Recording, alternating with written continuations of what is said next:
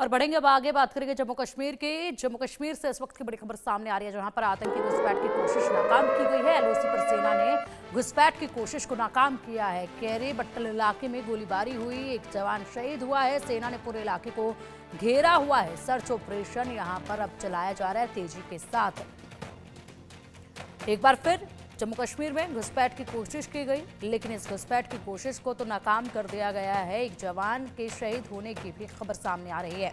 अब अधिक जानकारी के लिए हमारे सहयोगी अजय जांडियाल हमारे साथ जुड़ गए हैं। अजय, क्या कुछ अपडेट है? पूरे मामले को जरा विस्तार से बताइए।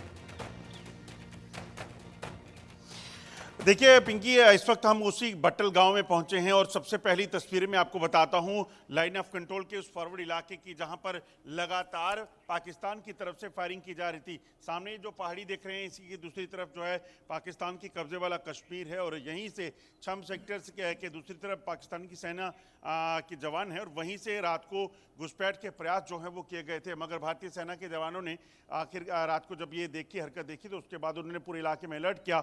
मगर इसी जवाबी कार्रवाई के दौरान भारतीय सेना के एक जवान जो हैं वो शहीद हो गए हैं।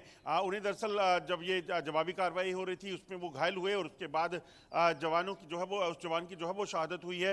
जानकारी ये भी है कि 2 से 3 आतंकियों के ग्रुप को देखा गया था। और आपको बताऊं कि अब फायरिंग के बाद कहीं ना कहीं अब ये इलाका जो है एक बार फिर से सहमा हुआ है, क्योंकि पाकिस्तान की तरफ से पहले भी कई बार युद्ध विराम का उल्लंघन करके या फिर आतंकियों की घुसपैठ के जरिए इन गांवों को निशाना बनाया गया है। मेरे साथ यहीं के एक स्थानीय युवक है, उन्हीं से बात करते हैं। कितने बजे की बात है जब रात को फायरिंग हुई? 11 बजे की बात है। अच्छा, कितनी ज्यादा फायरिंग हुई? बहुत फायरिंग हुई थी। क्या डर दहशत उस वक्त लग रहा होगा कि फिर से माहौल खराब हो रहा है? हाँ, दहशत तो है, माहौल खराब ही है। माहौल खराब है। तो जब फायरिंग हो रही थी तो आप लोग क्या अंदर घरों के अंदर थे? हाँ, घरों के अंदर से हम यहाँ बीटीसी मेंबर हम तो इधर अगासा ला के बैठे थे। अच्छा, आप लोग रात को ड्यूटी दे रहे हैं? हाँ, ड्यूटी दे रहे थे। आपको बता दूं कि ये विलेज डिफेंस गार्ड्स हैं और जैसे ही रात को फायरिंग हुई इन्होंने भी अपने हथियार निकाले और सबसे बड़ी बात है कि चौकसी करनी होती है। रात को आप जब आपने भी हथियार निकाले, फिर आप कहाँ तैनात हो गए, क्या देख रहे थे? हम अपने एरिया में तैनात थे। अच्छा, जो एरिया हमें बांटा गया है वहीं से। अच्छा, तो उसमें क्या आपने क्या देखना होता है रात को? क्या हाँ, जो भी कोई मिले तो हमें तुरंत तो पहले पुलिस को सूचना देनी, फिर आर्मी को। अगर सही पता चला कि आप पक्का मिलिटेंट है, फायर कर सकते हैं।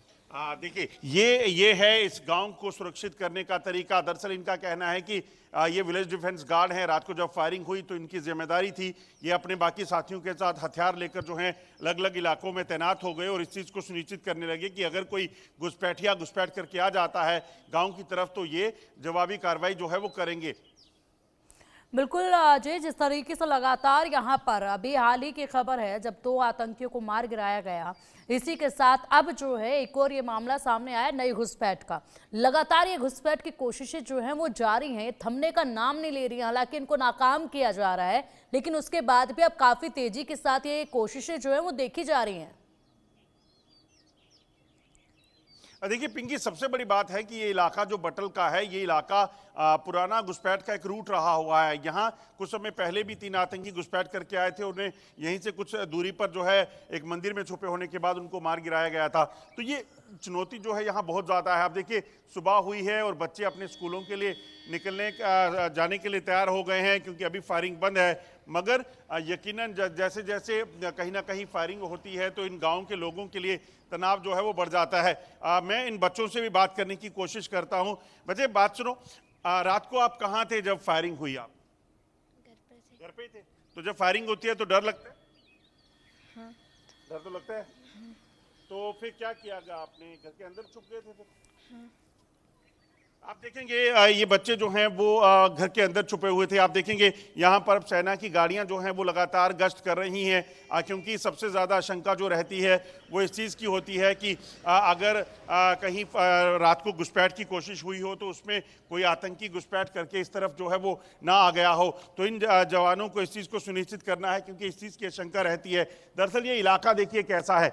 आप देखेंगे इस पहाड़ी के ठीक दूसरी तरफ जो है वो पाकिस्तान के कब्जे वाला कश्मीर है और वहीं से आतंकी जो है वो घुसपैठ करके इस तरफ आते हैं और उसके बाद नदियों नालों के जरिए, जंगल के जरिए जो है यहाँ से पीछे जो राजौरी पुंछ का इलाका है, रियासी का इलाका है, वहाँ पहुँचने का प्रयास करते हैं और उसके बाद जंगलों में जो है वो छुप जाते हैं। तो ये काफ़ी चुनौती भरा इस वक्त है और India news exclusive ground report जो है वो दिखा रहा है कि कैसे अब रात को जो फायरिंग हुई है उसके बाद कहीं ना कहीं गांव जो है बट्टल का, केरी का, वहां पर दहशत का माहौल है, क्योंकि पहले भी ये गांव काफ़ी जो है इसका नुकसान उठा चुका है पाकिस्तान की द्वारा फायरिंग का।